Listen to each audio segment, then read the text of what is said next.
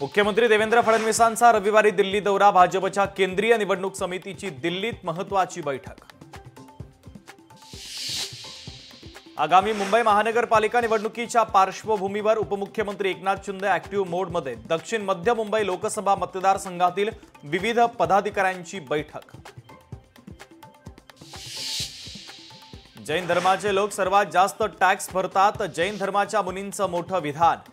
जैन हा सर्वात जास्त उद्योगी समाज असल्याचंही केलं विधान।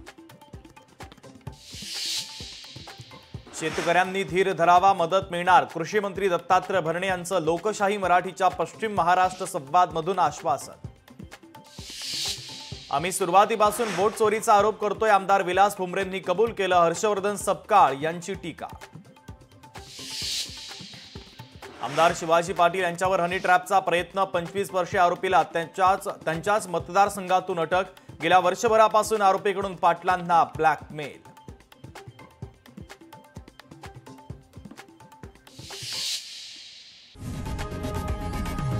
लोकशाही मराठी ऐका, पहा, जागरूक रहा।